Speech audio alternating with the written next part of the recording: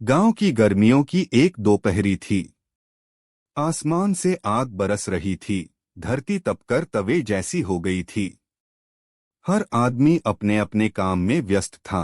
कोई खेत जोत रहा था, कोई लकड़ी काट रहा था, कोई बैलों को पानी पिला रहा था।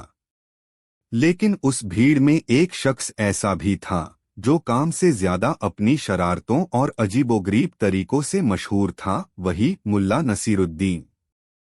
उस दिन मुल्ला बुरी तरह थका हुआ था। हफ्तों से गांव वाले उसे तरह तरह के कामों में पकड़ लेते। कभी किसी का कर्जा लिखना, कभी किसी के घर का झगड़ा सुलझाना, कभी बच्चों को पढ़ाना, कभी हुक्के की महफिल सजाना। मुल्ला बड़बड़ाया, अरे ये कैसी जिंदगी है। हर वक्त कोई न कोई मुझे ढूंढ लेता है। ना चैन ना आराम। अगर ऐसे ही रहा तो एक दिन मैं सचमुच बीमार पड़ जाऊंगा। मुल्ला सोच में पड़ गया। कहाँ जाऊं जहां कोई मुझे परेशान ना करे। मस्जिद जाऊं तो इमाम बना देते हैं। दुकान पर बैठूं तो हिसाब लगाने को बुला लेते हैं। खेतों में जाऊं तो मजदूरी के नाम पर पकड़ा जाता हूं। घर पर रहूं तो पड़ोसी आ धमकते हैं। उसकी आंखों में चमक आई। हुम्मा, क्यों ना कहीं ऐसा ठिकाना हो जहां ना काम करना पड़े, ना खाना पकाना पड़े, और सब इंतजाम हो, और साथ में शांति भी मिले। तभी उसके दिमाग में बिजली कौन धी। हाँ, जेल ही तो है वो जगह। वहां खाना मुफ्त, छत मुफ्त, काम कुछ नहीं। और सबसे बड़ी बात, लोग डर के मारे मिलने भी कम आते हैं। यही तो असली आराम की जगह है। मुल्ला ठान चुका था।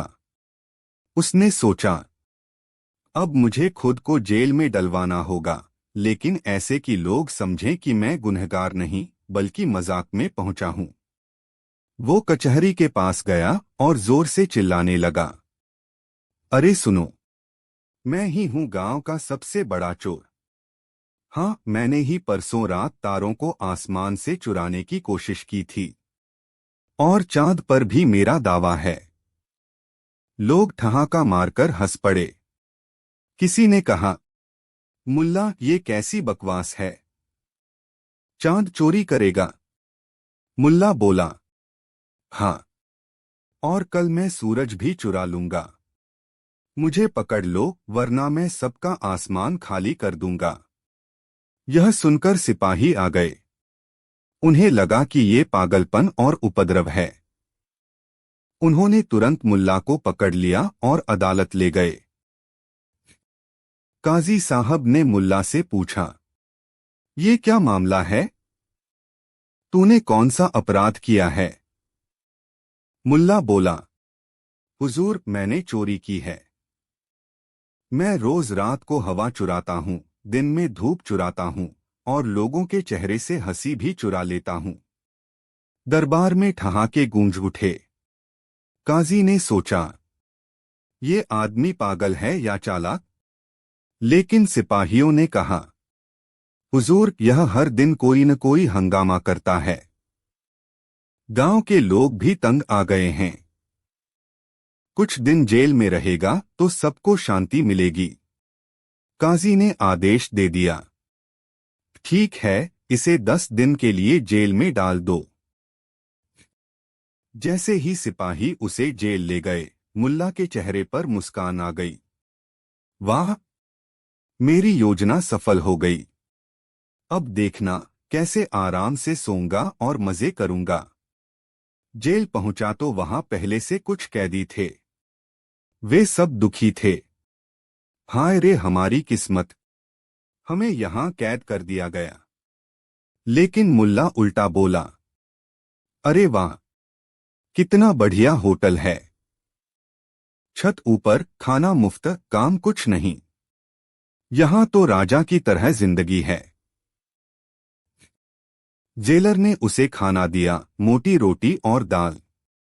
मुल्ला ने मजे से खाया और बोला, वाह, कितने दिनों बाद कोई मुझे खाना खिलाकर गया है।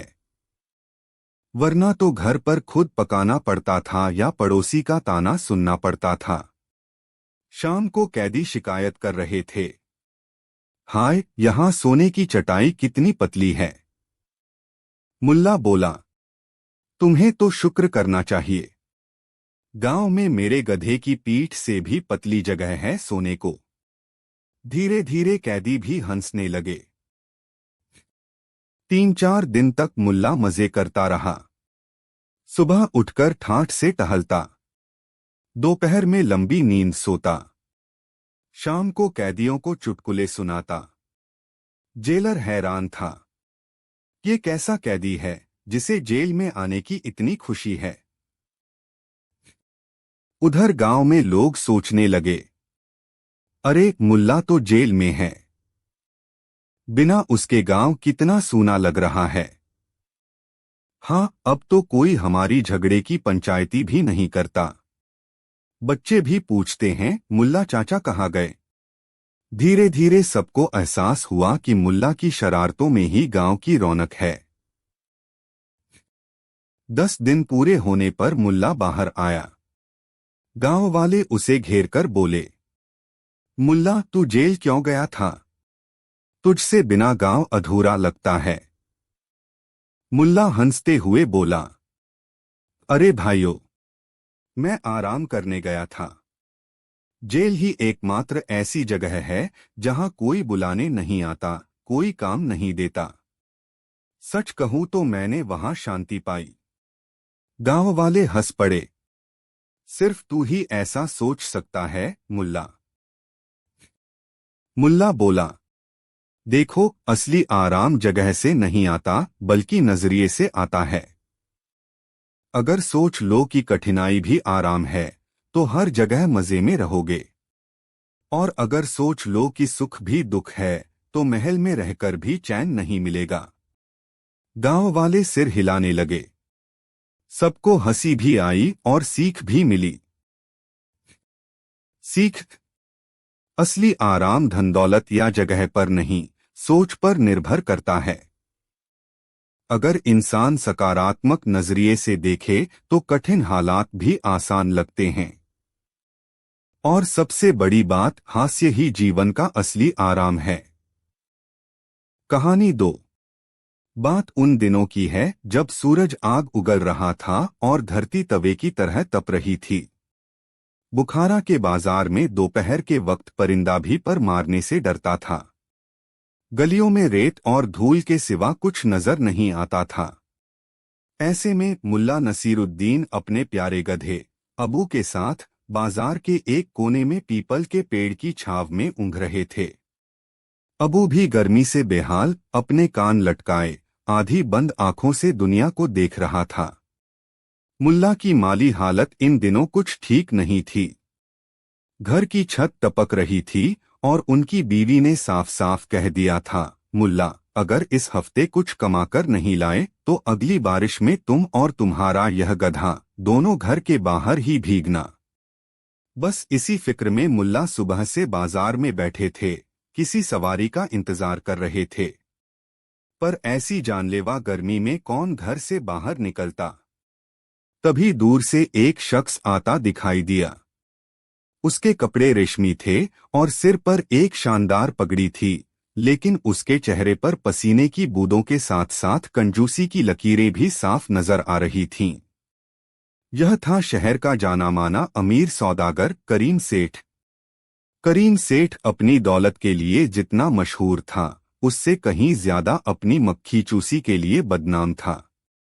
कहते हैं कि वह अपनी परछाई को भी खुद पर बोझ समझता था। करीम सेठ को पड़ोस के गांव सुल्तानपुर जाना था, जहां उसकी एक बड़ी व्यापारिक डील होनी थी। उसने कई तांगे वालों से बात की, लेकिन सबने गर्मी और रास्ते की मुश्किलों का हवाला देकर दोगुना किराया मांगा। करीम सेठ को यह मंजूर नहीं था। उसकी नजर मुल्ला नसीरुद्दीन और उनके गधे पर पड़ी। अरे ओ गधे वाले, करीम सेठ ने दूर से ही रौबदार आवाज में पुकारा। मुल्ला की नींद टूटी। उन्होंने आंखें मलते हुए देखा। जी सेठ जी, फरमाइए। सुल्तानपुर जाना है। क्या किराया लोगे? सेठ ने पूछा, जैसे कोई बहुत बड़ा एहसान कर रहा हो। मुल्ला ने अपने गधे अबू की तरफ देखा और फिर आसमान में चमकते सूरज की ओर। रास्ता लंबा और पथरीला था। उन्होंने कहा, सेठ जी, रास्ता बहुत खराब है और गर्मी तो आप देख ही रहे हैं। मेरे और मेरे गधे दोनों की जान सूख जाएगी। आप 5 दीनार दे दीजिएगा। 5 दीनार का नाम सुनते ही करीम सेठ की आंखों तन गईं। 5 दीनार? पागल हो गए हो क्या? इस मरियल गधे पर बैठकर जाने के 5 दीनार? मैं तुम्हें 2 दीनार दूंगा, देना है तो बोलो वरना मैं पैदल ही चला जाऊंगा। मुल्ला जानते थे कि करीम सेठ पैदल जाने वालों में से नहीं हैं, लेकिन उन्हें पैसे की सख्त जरूरत थी। थोड़ी देर मोलभाव करने के बाद सौदा 3 दीनार में तय हो गया। करीम सेठ ने अपनी पोटली उठाई और गधे पर सवार हो गया। मुल्ला ने अबू की लगाम पकड़ी और सुल्तानपुर की ओर चल दिए। सफर शुरू हुआ। सूरज अब ठीक सिर पर आ चुका था। धूल भरी सड़क पर गर्म हवा के थपेड़े लग रहे थे। करीम सेठ तो गधे पर आराम से बैठा था, लेकिन मुल्ला नंगे पैर उस जलती हुई जमीन पर चल रहे थे। उनका गला प्यास से सूख रहा था, पर उन्होंने उफ तक नहीं की। लगभग 1 घंटे चलने के बाद करीम सेठ भी गर्मी से बेहाल होने लगा। उसका रेशमी कुर्ता पसीने से तर हो चुका था और उसका चेहरा धूप में लाल भुन गया था। उसे लगा जैसे वह किसी भट्टी में बैठा हो। उसने मुल्ला से कहा, अरे भाई, कहीं कोई छांव वाली जगह देखकर रुको। मेरी तो जान ही निकल जाएगी इस गर्मी में। मुल्ला ने चारों ओर देखा। दूर दूर तक सिवाय कंटीली झाड़ियों और सूखे पेड़ों के कुछ नहीं था। कोई ऐसी जगह नहीं थी जहां बैठकर 2 पल सुस्ताया जा सके। तभी करीम सेठ की नजर एक चीज पर पड़ी। सूरज की तेज रोशनी में जमीन पर गधे की एक गहरी काली परछाई बन रही थी। वह परछाई ही उस वीराने में एकमात्र ठंडी जगह लग रही थी। उसके दिमाग में एक विचार कौंधा। वह झट से गधे से नीचे उतरा और उस परछाई में दुबककर बैठ गया। आह! क्या राहत मिली, वह खुद से बोला। मुल्ला ने यह देखा तो वह रुक गए। वह करीम सेठ के पास गए और बड़े अदब से बोले, सेठ जी, आप यह क्या कर रहे हैं? सेठ ने चिढ़कर जवाब दिया, दिखाई नहीं देता? छांव में बैठा हूं। गर्मी से मरा जा रहा हूं। वह तो ठीक है सेठ जी, मुल्ला ने बड़ी शांति से कहा, लेकिन आप मेरे गधे की परछाई में बैठे हैं। तो क्या हुआ? सेठ ने अकड़कर कहा। मैंने तुम्हारे गधे को किराए पर लिया है, तो उसकी परछाई भी मेरी हुई। मुल्ला ने अपना सिर हिलाया। नहीं सेठ जी, यहीं पर आप गलती कर रहे हैं। हमारा और आपका सौदा सिर्फ गधे के लिए हुआ था, उसकी परछाई के लिए नहीं। आपने गधे की पीठ का किराया दिया है, उसकी परछाई का नहीं। यह सुनकर करीम सेठ का मुंह खुला का खुला रह गया। यह क्या बकवास है? क्या परछाई का भी कोई किराया होता है? क्यों नहीं होता सेठ जी, मुल्ला ने तर्क दिया। इस दुनिया में हर चीज की एक कीमत है। अगर यह परछाई मेरे गधे की न होती तो क्या आपको यह छाव मिलती? यह परछाई मेरे गधे की संपत्ति है और मेरी संपत्ति का इस्तेमाल करने के लिए आपको किराया तो देना पड़ेगा। करीम सेठ गुस्से से आग बबूला हो गया। तुम पागल हो गए हो। मैं तुम्हें एक फूटी कौड़ी भी नहीं दूंगा इस परछाई के लिए। हटो मेरे रास्ते से। रास्ता तो साफ है सेठ जी, मुल्ला ने अपनी जगह से हिले बिना कहा। लेकिन अगर आपको इस परछाई में बैठना है तो आपको 2 दीनार और देने होंगे। 2 दीनार? एक परछाई के लिए? करीम सेठ चीखा। तुम मुझे लूट रहे हो। सेठ जी, मैं लूट नहीं रहा, अपना हक मांग रहा हूं।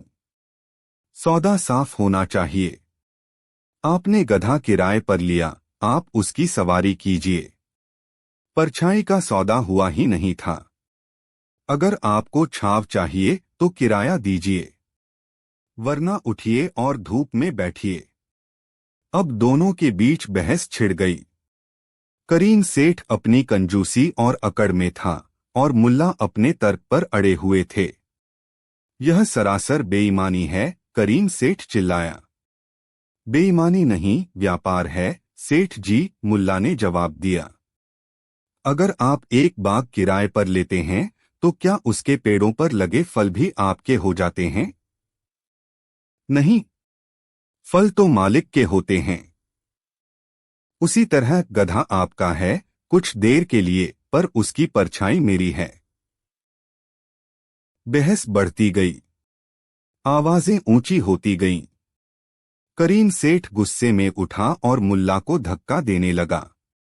हटो यहां से, यह परछाई मेरी है। मुल्ला भी पीछे हटे। नहीं, पहले किराया दो फिर बैठो। अब दोनों के बीच परछाई को लेकर धक्का मुक्की शुरू हो गई। करीम सेठ परछाई के अंदर आने की कोशिश करता और मुल्ला उसे बाहर धकेल देते। यह एक बड़ा ही मजेदार दृश्य था। तपती धूप में एक वीरान सड़क पर दो आदमी एक गधे की परछाई के लिए लड़ रहे थे। मेरी परछाई है। नहीं, मेरी है। मैंने गधा किराए पर लिया है। सिर्फ गधा, परछाई नहीं। उनके इस शोर शराबे और खींचातानी से बेचारा अबू, जो अब तक चुपचाप खड़ा था, घबरा गया। उसे लगा कि ये दोनों उस पर हमला करने वाले हैं। डर के मारे वह ढेंचू ढेंचू करता हुआ भागा। और वह भागा तो भागा, सीधा सड़क छोड़कर पहाड़ियों की ओर भाग खड़ा हुआ। अब मुल्ला और करीम सेठ दोनों हक्के बक्के खड़े एक दूसरे का मुंह ताक रहे थे। गधा जा चुका था और गधे के साथ उसकी परछाई भी जा चुकी थी। अब वहां सिर्फ तपती धूप थी, जलती हुई जमीन थी और दो बेवकूफ इंसान थे जो एक परछाई के लिए लड़ रहे थे। करीम सेठ को अब अपनी गलती का एहसास हुआ। उसकी कंजूसी और जिद ने उसे इस मुसीबत में डाल दिया था। उसका सुल्तानपुर पहुंचना तो दूर, अब इस वीराने से निकलना भी मुश्किल था। उसकी सारी अकड़ हवा हो गई। वह निराश होकर जमीन पर बैठ गया। यह मैंने क्या कर दिया? मेरा सौदा, मेरा सारा मुनाफा हाथ से निकल जाएगा। हे भगवान, अब क्या होगा? मुल्ला ने उसे देखा। उन्हें सेठ पर थोड़ी दया आई। उन्होंने कहा, सेठ जी, जो हुआ सो हुआ। अब रोने से क्या फायदा? चलिए मिलकर अबू को ढूंढते हैं। अगर वह मिल गया तो शायद आप वक्त पर पहुंच जाए। करीम सेठ ने कृतज्ञता भरी नजरों से मुल्ला की ओर देखा। उसे अपनी गलती का एहसास हो रहा था। उसने कहा, मुल्ला जी, आप सही थे। गलती मेरी ही थी। मैं लालच में अंधा हो गया था। आप मुझे माफ कर दीजिए। मुल्ला मुस्कुराए। माफी की कोई बात नहीं सेठ जी। चलिए अब वक्त बर्बाद न करें। दोनों मिलकर गधे को ढूंढने निकल पड़े। करीम सेठ, जो थोड़ी देर पहले तक छाव के लिए लड़ रहा था, अब मुल्ला के साथ तपती धूप में पथरीली जमीन पर मीलों चलने को तैयार था। इस सफर में उसने पहली बार महसूस किया कि 3 दीनार उस आराम के लिए कुछ भी नहीं थे जो गधा उसे दे रहा था। काफी देर की खोजबीन के बाद उन्हें अबू एक झाड़ी के पास घास चरता हुआ मिल गया। उसे देखकर दोनों की जान में जान आई। करीम सेठ ने गधे को प्यार से सहलाया और मुल्ला से कहा, मुल्ला जी, यह लीजिए 3 दीनार, आपके गधे का किराया। फिर उसने अपनी जेब से 2 दीनार और निकाले और मुल्ला के हाथ में रखते हुए बोला, और यह उस परछाई का किराया है। आपने मुझे एक बहुत बड़ा सबक सिखाया है। कुछ चीजें पैसों से ज्यादा कीमती होती हैं, जैसे कि वक्त और इंसानियत। और कभी कभी एक गधे की परछाई भी सोने की मोहरों से ज्यादा मूल्यवान हो सकती है। मुल्ला ने मुस्कुराते हुए पैसे ले लिए। बाकी का सफर बड़े आराम से कटा। करीम सेठ अब बार बार मुल्ला से पानी के लिए पूछ रहा था और इस बात का ध्यान रख रहा था कि मुल्ला को चलने में कोई तकलीफ न हो। जब वे सुल्तानपुर पहुंचे तो करीम सेठ ने मुल्ला को न सिर्फ तय किराया दिया बल्कि इनाम में कुछ और पैसे भी दिए। उस दिन के बाद करीम सेठ की कंजूसी काफी हद तक कम हो गई। और जब भी कोई उससे इस बदलाव का कारण पूछता तो वह मुस्कुराकर कहता, मैंने एक बार एक गधे की परछाई का किराया चुकाया था और उस सौदे में मैंने जितना दिया उससे कहीं ज्यादा कमाया। और मुल्ला नसीरुद्दीन, वह खुशी खुशी घर लौटे, अपनी बीवी को पैसे दिए और छत की मरम्मत का काम शुरू करवा दिया। और जब भी कोई उनसे पूछता कि पैसे कहाँ से आए तो वह हंसकर कहते, मैंने अपना एक नया व्यापार शुरू किया है। मैं परछाइयां किराए पर देता हूं। कहानी 3।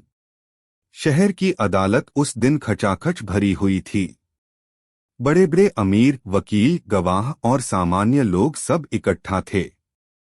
वजह थी, राजा खुद न्याय करने वाला था। राजा ने घोषणा की थी, आज हम यह देखेंगे कि हमारे राज्य की अदालत कितनी सख्त और न्यायप्रिय है। कोई भी आए उसे उचित न्याय मिलेगा। लेकिन लोग कानाफूसी कर रहे थे। देखते हैं आज क्या होता है। अक्सर अदालत में अमीरों के पक्ष में फैसला हो जाता है, गरीबों को न्याय कहाँ मिलता है। इसी बीच अचानक दरवाजे से मुल्ला नसीरुद्दीन अपने गधे के साथ दाखिल हुए। दरबारी हंसने लगे, अरे ये भी अदालत में आ गया, गधे को भी साथ ले आया। मुल्ला बोला, हाँ हुजूर, गधा मेरा साथी है।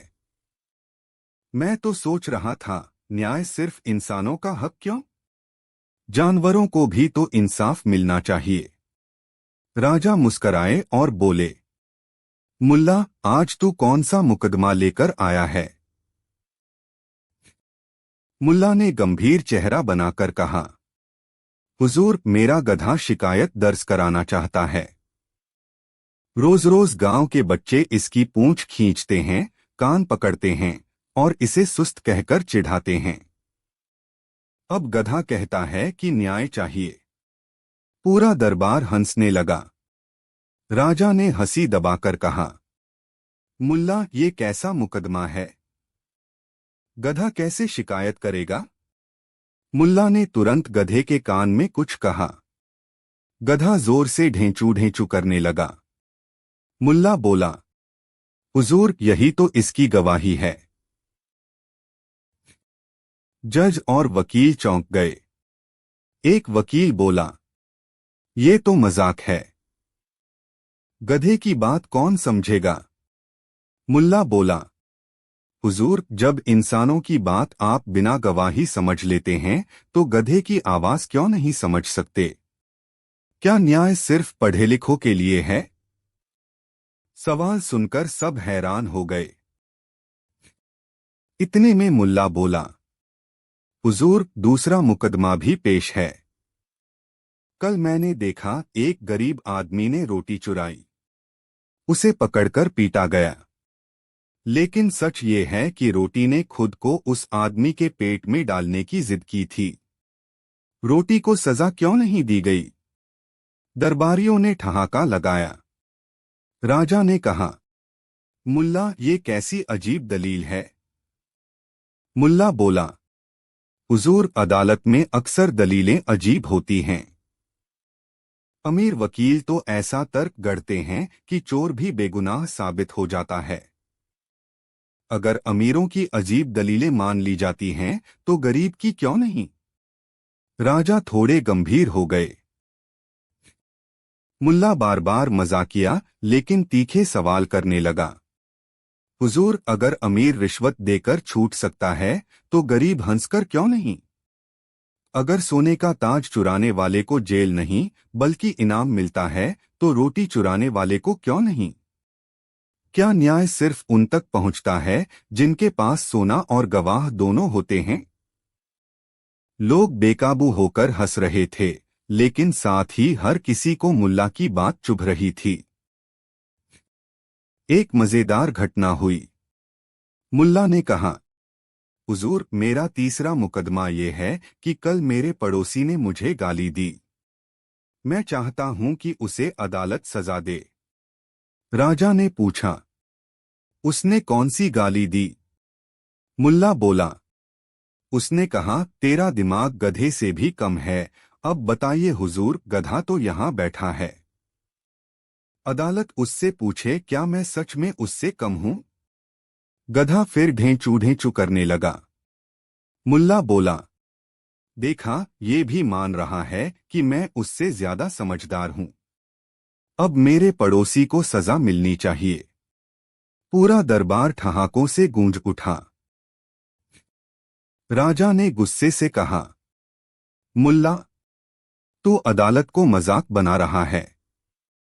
मुल्ला शांत होकर बोला, हुजूर, अदालत पहले ही मजाक है। मैं तो सिर्फ आईना दिखा रहा हूं। यहाँ अमीरों के लिए अलग कानून है, गरीबों के लिए अलग। जब तक न्याय सबके लिए बराबर नहीं होगा, तब तक अदालत हंसी का पात्र ही बनी रहेगी। दरबार में सन्नाटा छा गया। राजा ने कुछ देर चुप रहकर कहा, मुल्ला, तूने सच कहा। आज तेरी हंसी में छुपे शब्दों ने हमें हमारी कमजोरी दिखा दी। न्याय तभी सच्चा होगा जब गधे की आवाज, गरीब की रोटी और अमीर की दौलत सबको एक नजर से देखा जाएगा। मुल्ला ने उठते हुए कहा, हुजूर, अगर सचमुच न्याय बराबरी का हो गया तो मुझे और मेरे गधे को अब कभी अदालत आने की जरूरत नहीं पड़ेगी। लोग फिर हंसने लगे और मुल्ला गधे पर बैठकर अदालत से बाहर चला गया। न्याय मजाक बन जाता है जब उसमें अमीर गरीब का फर्क हो। मुल्ला की हंसी ने आईना दिखाया कि अदालत अक्सर ताकतवर के पक्ष में झुक जाती है। असली न्याय वही है जो सभी के लिए बराबर हो, चाहे वो राजा हो, गरीब हो या गधा ही क्यों न हो। कहानी 4। बुखारा की उन तंग और घुमावदार गलियों में, जहां घर एक दूसरे से ऐसे सटे हुए थे मानो सदियों से कोई राज साझा कर रहे हों, मुल्ला नसीरुद्दीन का एक छोटा सा पुश्तैनी मकान था। मिट्टी की दीवारें, खपरेल की छत और बीच में एक नन्हा सा आंगन जहां मुल्ला की मरहूम मां के हाथ का लगाया चमेली का एक पौधा था। सर्दियों की सुबह में जब सूरज की पहली सुनहरी किरणें उस आंगन में उतरती थीं, तो मुल्ला वहीं एक पुरानी चारपाई पर बैठकर धूप सेंका करते थे। यह उनके दिन का सबसे सुकून भरा पल होता था। लेकिन उस साल उनकी यह शांति भंग हो गई। उनके ठीक बगल में रहने वाले अमीर लेकिन हद दर्जे के कंजूस और घमंडी सौदागर करीम बख्श ने अपना पुराना घर तुड़वाकर एक आलीशान 2 मंजिला हवेली खड़ी कर ली थी। ऊंची ऊंची दीवारें, संगमरमर की जालियां और शानदार गुंबद। पूरा मोहल्ला उसकी दौलत की नुमाइश को देखकर हैरान था। पर मुल्ला के लिए यह हवेली एक आफत बनकर आई थी। करीम बख्श की नई हवेली की पूर्वी दीवार इतनी ऊंची थी कि उसने सूरज का रास्ता ही रोक लिया था। अब मुल्ला के आंगन में धूप की एक किरण भी नहीं पहुंचती थी। जो आंगन पहले सूरज की रोशनी में नहाया रहता था, अब वह हर वक्त ठंडा, सीलन भरा और उदास रहता। चमेली का पौधा पीला पड़ने लगा था। मुल्ला की बीवी फातिमा अब वहां न तो अचार पापड़ सुखा पाती थी, न ही कपड़े। और खुद मुल्ला अपनी सुबह की गुनगुनी धूप के लिए तरस गए थे। एक दिन ठंड से ठिठुरते हुए मुल्ला ने हिम्मत करके करीम बख्श से बात करने की सोची। वह उसके आलीशान दरवाजे पर पहुंचे और दस्तक दी। करीम बख्श बाहर आया। उसके चेहरे पर वही अमीरी वाली अकड़ थी। क्या बात है मुल्ला? उसने रूखेपन से पूछा। मुल्ला ने बड़ी विनम्रता से कहा, करीम भाई, सलाम। मैं बस यह अर्ज करने आया था कि आपकी इस ऊंची दीवार ने मेरे घर की धूप रोक ली है। मेरा पूरा आंगन अंधेरे और सीलन में डूब गया है। क्या इसका कुछ हो सकता है? यह सुनकर करीम बख्श जोर से हंसा। उसका कहकहा गली में गूंज गया। हाँ हाँ हाँ। तो मैं क्या करूं नसीरुद्दीन? अपनी हवेली गिरा दूं तुम्हारे लिए? यह मेरी जमीन है, मेरी दीवार है। मैं इसे चाहे आसमान तक ऊंचा बनाऊं, तुम्हें क्या? अगर तुम्हें धूप इतनी ही प्यारी है तो तुम भी एक ऊंची हवेली बनवा लो या फिर शहर छोड़कर किसी खुले मैदान में जाकर बस जाओ। यह कहकर उसने मुल्ला के मुंह पर ही दरवाजा बंद कर दिया। मुल्ला का दिल बैठ गया। अपमान की आग उनके अंदर जल रही थी, लेकिन वह जानते थे कि सीधे सीधे करीम बख्श जैसे ताकतवर आदमी से लड़ना बेवकूफी होगी। वह चुपचाप अपने ठंडे उदास आंगन में लौट आए और चारपाई पर बैठकर सोचने लगे। उनकी नजरें सामने खड़ी करीम बख्श की विशाल सफेद दीवार पर टिकी थीं। सूरज की सुनहरी धूप जो कभी उनके आंगन की हुआ करती थी, अब उस दीवार पर चमक रही थी। दीवार ऐसी लग रही थी जैसे किसी ने उस पर सोने का पानी फेर दिया हो। मुल्ला घंटों उस दीवार को घूरते रहे और फिर अचानक उनके होठों पर एक शरारती मुस्कान फैल गई। उनकी आंखों में वही पुरानी चमक लौट आई जो बड़ी से बड़ी मुश्किल को भी मजाक में बदल देती थी। उन्होंने अपनी बीवी फातिमा से कहा, फिक्र मत करो बेगम, इस दीवार ने हमारी धूप चुराई है, अब यही दीवार हमें उस धूप की कीमत चुकाएगी। फातिमा ने हैरानी से पूछा, यह आप क्या कह रहे हैं? दीवार कैसे कीमत चुकाएगी? मुल्ला ने आंख मारकर कहा, बस देखती जाओ। अगली सुबह जब सूरज की किरणें करीम बख्श की दीवार को रोशन कर रही थीं, मुल्ला नसीरुद्दीन शहर के मुख्य बाजार में जा पहुंचे। उन्होंने एक ऊंची जगह पर खड़े होकर किसी पुराने नीलाम करने वाले की तरह आवाज लगानी शुरू कर दी। धूप ले लो धूप, सुनहरी गर्मागरम ताजी धूप बिकाऊ है। सर्दी भगाओ, सेहत बनाओ। एक चांदी के सिक्के में पूरे दिन की धूप का मजा लो। आओ आओ, सस्ता सौदा है।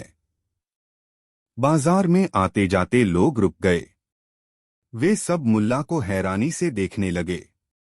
कुछ लोग हंसने लगे, लगता है मुल्ला जी का दिमाग ठंड में जम गया है। एक आदमी ने पास आकर पूछा, मुल्ला जी यह क्या बेच रहे हो? धूप को भी कोई बेच सकता है भला?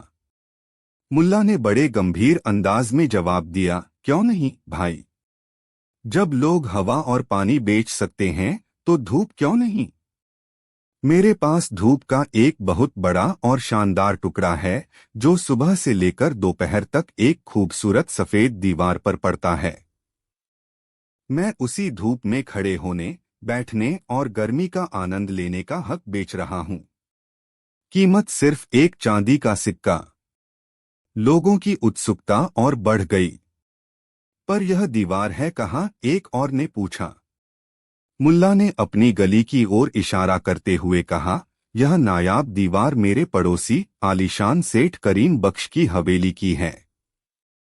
वहां ऐसी धूप पड़ती है कि रूह तक गर्म हो जाए।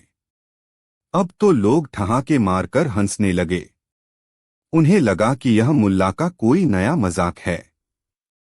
लेकिन भीड़ में एक बूढ़ा मुसाफिर भी था जो रात भर की यात्रा से थका हुआ और ठंड से कांप रहा था।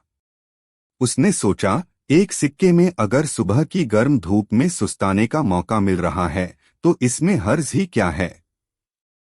उसने मुल्ला को एक चांदी का सिक्का दिया।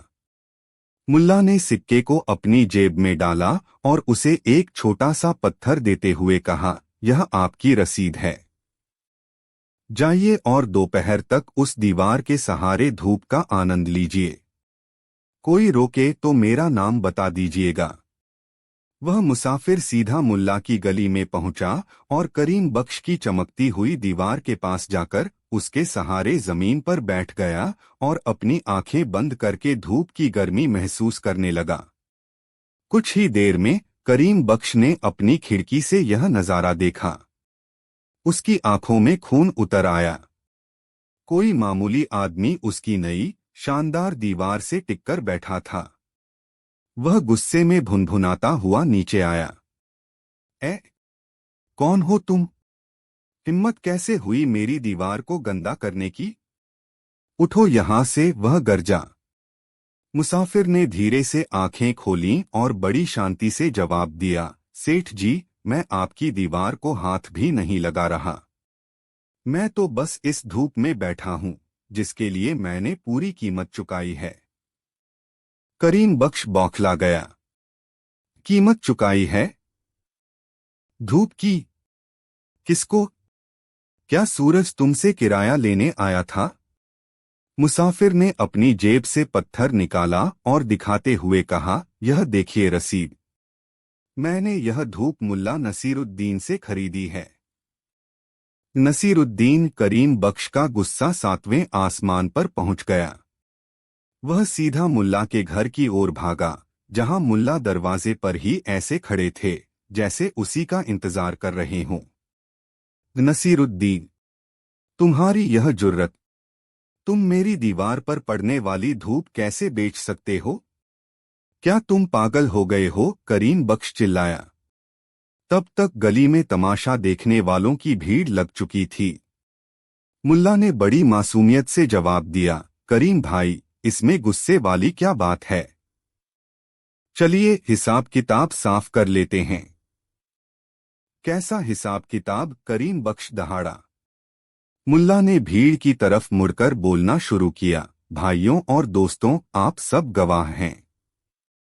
जब तक यह शानदार दीवार नहीं बनी थी, तब तक यह सुनहरी धूप कहाँ आती थी? भीड़ में से एक आवाज आई, तुम्हारे आंगन में, मुल्ला जी। बिल्कुल सही, मुल्ला ने कहा। तो यह धूप किसकी हुई? तुम्हारी हुई, भीड़ ने एक स्वर में कहा। मुल्ला ने फिर करीम बख्श की ओर मुड़कर कहा, देखा करीम भाई, यह धूप मेरी मिल्कियत थी। अब आपकी इस नई दीवार ने मेरी उस धूप को कैद कर लिया है। वह मेरे आंगन में आने के बजाय आपकी दीवार पर रुक जाती है। अब आप ही बताइए, जब कोई किसी की चीज पर कब्जा कर ले तो उस चीज का मालिक कौन होता है? करीम बख्श के पास कोई जवाब नहीं था। वह मुंह बाए खड़ा था। मुल्ला ने अपनी बात जारी रखी, तो हिसाब सीधा है। दीवार आपकी है, लेकिन उस पर पड़ने वाली धूप मेरी है। मैं तो बस अपनी ही चीज बेच रहा हूं। अगर आपको यह पसंद नहीं है, तो एक ही रास्ता है। आप मेरी धूप मुझे लौटा दीजिए। अपनी दीवार को यहां से हटा लीजिए या इसे शीशे का बनवा दीजिए ताकि धूप मेरे आंगन तक आ सके। मुल्ला की यह अजीब लेकिन मजेदार दलील सुनकर पूरी भीड़ हंसने लगी। करीम बख्श का चेहरा शर्म और गुस्से से लाल हो गया था। वह जानता था कि वह मुल्ला की बातों के जाल में फंस चुका है। तभी बाजार से 2-3 और लोग आ गए, जिनके हाथों में चांदी के सिक्के थे। मुल्ला जी, हमें भी धूप खरीदनी है। मेरी बीवी को कपड़े सुखाने हैं, एक ने कहा। और मुझे अपनी बूढ़ी माँ को धूप में बिठाना है, दूसरे ने कहा। अब करीम बख्श की आंखों के सामने अंधेरा छा गया। उसे कल्पना होने लगी कि हर सुबह दर्जनों लोग उसकी नई साफ सुथरी दीवार के पास जमा हो जाएंगे। कोई कपड़े सुखाएगा, कोई मसाले पीसेगा, कोई बच्चों को खिलाएगा। उसकी इज्जत और शान का क्या होगा? उसकी हवेली तो एक सराय बनकर रह जाएगी। उसे समझ आ गया कि वह बुरी तरह फंस चुका है।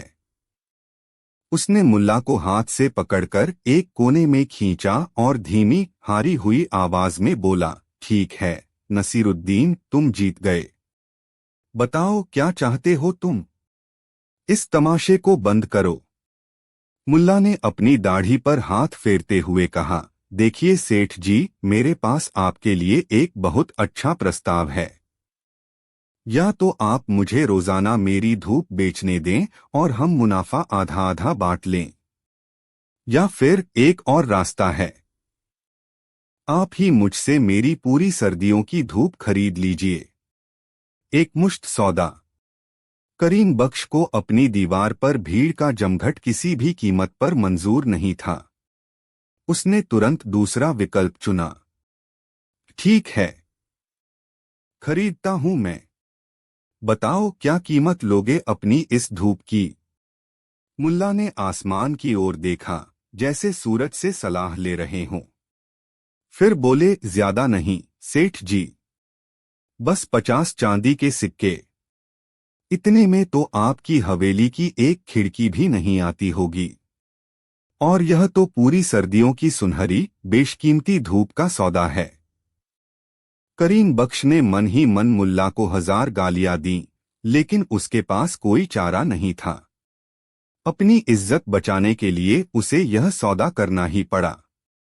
उसने अपने घर जाकर 50 चांदी के सिक्के गिने और कांपते हाथों से मुल्ला के हवाले कर दिए।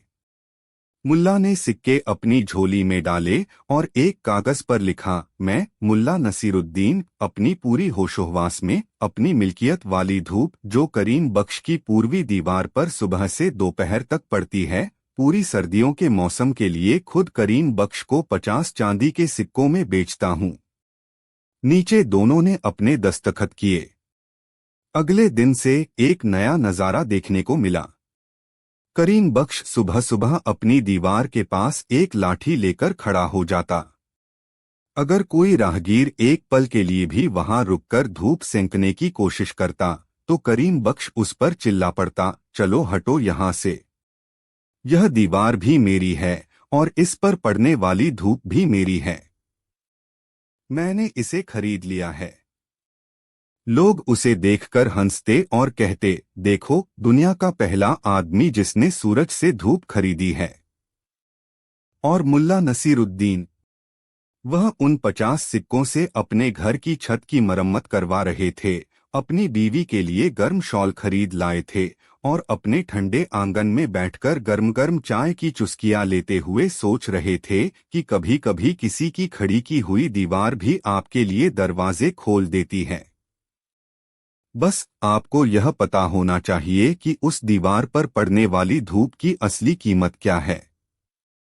कहानी 5। वह एक ऐसा साल था जिसे बुखारा के लोग सदियों तक नहीं भूल पाए। आसमान जैसे रूठ गया था। बारिश की एक बूंद के लिए खेत और इंसान दोनों तरस गए थे। धरती की छाती फट गई थी। दरारें ऐसे दिखती थीं मानो जमीन ने दर्द से अपना मुंह खोल दिया हो। नदी नाले सूखकर रेत के मैदान बन गए थे। यह अकाल का साल था, भूख, लाचारी और निराशा का साल। गांवों में चूल्हे ठंडे पड़ गए थे। बच्चों की हंसी की जगह अब उनकी बिलखती हुई सिसकियां गूंजती थीं। बाजारों में रौनक की जगह मौत का सन्नाटा पसरा था। जिनके पास थोड़ा बहुत अनाज बचा भी था, वे उसे सोने की तरह तिजोरियों में बंद करके बैठे थे। और ऐसे लोगों में सबसे पहला नाम था सेठ लक्ष्मणदास का। सेठ लक्ष्मणदास शहर का सबसे बड़ा अनाज का व्यापारी था। उसकी 7 पीढ़ियों ने भी इतना अनाज नहीं देखा होगा जितना उसके साथ बड़े बड़े गोदामों में भरा पड़ा था। जब किसान अपनी फसलें कौड़ियों के दाम बेच रहे थे, तब लक्ष्मणदास ने सब कुछ खरीद लिया था। अब जब लोग एक मुट्ठी अनाज के लिए अपनी पगड़ी तक बेचने को तैयार थे, तो वह अपने गोदामों पर ताला लगाकर बैठा था और इंतजार कर रहा था कि कब लोगों की भूख उसे 10 गुना मुनाफा दिलाएगी। वह अकाल को एक आपदा नहीं, बल्कि अपनी जिंदगी का सबसे बड़ा व्यापारिक अवसर मान रहा था। उसी शहर की एक तंग गली में मुल्ला नसीरुद्दीन का घर था। अकाल का असर उनके घर पर भी था। कई कई दिन उनके घर में भी फाके गुजरते, लेकिन मुल्ला को अपनी भूख से ज्यादा अपने आस पड़ोस के लोगों की चिंता सताती थी। वह हर रोज दरवाजे पर बैठकर सूनी आंखों से लोगों को आते जाते देखते। कमजोर शरीर, धंसी हुई आंखें और भविष्य की चिंता में झुके हुए कंधे। एक दोपहर उन्होंने अपनी पड़ोसन जरीना को देखा। वह अपने 2 साल के बच्चे को गोद में लिए बैठी थी, जो भूख से रो रो कर बेहाल था। जरीना की आंखों में आंसू सूख चुके थे, उनकी जगह एक भयानक खालीपन ने ले ली थी। वह बच्चे को बहलाने के लिए एक पत्थर का टुकड़ा उसके मुंह से लगा रही थी, मानो कह रही हो, इसे ही रोटी समझकर चूस ले मेरे लाल। यह दृश्य मुल्ला के कलेजे में तीर की तरह चुभ गया। उनकी आंखों में आंसू भर आए। वह उठे और सीधा अपने घर के अंदर गए। उनकी बीवी फातिमा, जो खुद 2 दिन से भूखी थी, ने पूछा, क्या हुआ मुल्ला? इतने परेशान क्यों हैं? मुल्ला ने एक गहरी सांस ली। फातिमा, अब और नहीं। मैं इस सेठ लक्ष्मणदास की क्रूरता और अपने लोगों की लाचारी को और नहीं देख सकता। मैं कुछ करूंगा। फातिमा ने चिंता से कहा, आप क्या करेंगे? उस पत्थरदिल सेठ से लड़ेंगे। उसके पास दौलत है, सिपाही हैं। हमारे पास क्या है? मुल्ला कुछ नहीं बोले। वह बस घर के कोने में रखी अपनी पुरानी खाली संदूकची को घूरते रहे। फिर उनकी नजर आंगन में पड़े एक चिकने गोल काले पत्थर पर पड़ी। वह उसे घंटों से देख रहे थे। अचानक उनकी आंखों में एक अजीब सी चमक आई, एक शरारत भरी बुद्धिमान चमक। वह मुस्कुराए। फातिमा, उन्होंने कहा, तुमने पूछा था न हमारे पास क्या है? हमारे पास एक कहानी है, और मैं उसी कहानी से अमीर बनूंगा। फातिमा को कुछ समझ नहीं आया। अगली सुबह बुखारा के लोगों ने एक अजीब नजारा देखा। शहर के मुख्य चौराहे पर, जहां लोग नाउम्मीद होकर झुंड में बैठे रहते थे, मुल्ला नसीरुद्दीन एक बड़ा सा पतीला लेकर आए। उन्होंने 3 पत्थर रखकर एक अस्थायी चूल्हा बनाया, पतीले में नदी से लाया हुआ पानी भरा और उसे आग पर चढ़ा दिया। फिर उन्होंने अपनी झोली से वही चिकना काला पत्थर निकाला। उन्होंने उस पत्थर को ऐसे सम्मान से पकड़ा जैसे वह कोई बेशकीमती हीरा हो। उन्होंने उसे रेशमी कपड़े से साफ किया, उसे चूमा और फिर बड़ी अदा से उसे उबलते हुए पानी में डाल दिया। लोग हैरान थे। यह मुल्ला क्या कर रहा है? क्या गर्मी में इसका दिमाग फिर गया है? एक ने कहा। मुल्ला ने लोगों की फुसफुसाहट को नजरअंदाज किया और जोर से घोषणा की, दोस्तों और भाइयों, अब भूख से निराश होने की जरूरत नहीं। मैं अपने पुरखों का एक सदियों पुराना राज लेकर आया हूं। यह कोई मामूली पत्थर नहीं है, यह चमत्कारी पत्थर है। यह ऐसा जादुई पत्थर है जो सिर्फ पानी से दुनिया का सबसे लजीज और ताकतवर सूप बना सकता है। यह सुनकर कुछ लोग हंसे, कुछ ने मुल्ला को पागल समझा। लेकिन भूख और निराशा में इंसान किसी भी उम्मीद की किरण को पकड़ लेना चाहता है। धीरे धीरे मुल्ला के चारों ओर भीड़ जमा हो गई।